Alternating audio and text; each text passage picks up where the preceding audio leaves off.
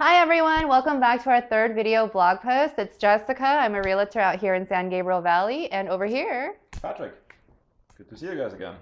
definitely.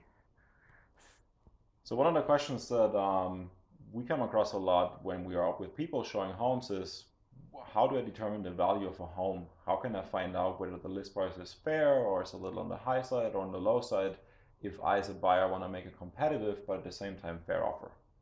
And that's true. That question does come up quite a bit, but there's a lot of different components that come into play, such as location. What are the other comparable homes that sold recently in the area? We also have the community, and the recent upgrades and remodels to the home also will have effects on the price that you choose to offer or choose not to offer. So if I go look at a house for an hour, how can I find out about all these things, and how do I know? How is the price built? Like, what are the components? well, first off, I don't know if you're going to be looking at the host for an hour. And if so, then you're very, very interested and you'll probably offer over asking price.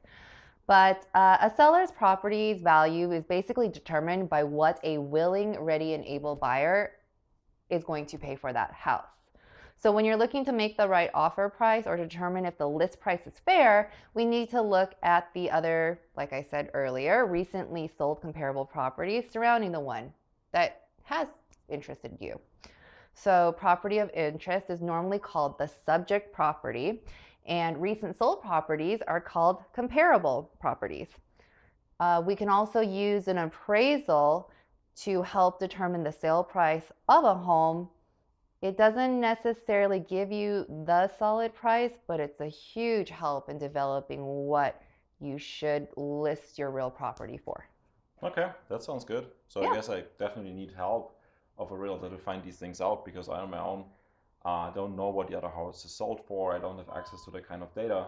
So it's really helpful to get that kind of information while viewing the home. Oh, definitely. I mean, if you have any questions, you should reach out to me or another agent that you are comfortable with, preferably me, to help you with the comparables in the area to look and see if the house you are interested in is worth the value of what they have listed it for. There's a few times where I have worked with clients and we've offered under list price just because the other comps in the area didn't sell for that amount. So some sellers have an inflated value of what they want for their homes, but as long as you work with a reliable and trustworthy agent, you will make the right decision and offer the right price. That's cool. All right, so that's part one. Yep. And join us next time for part two.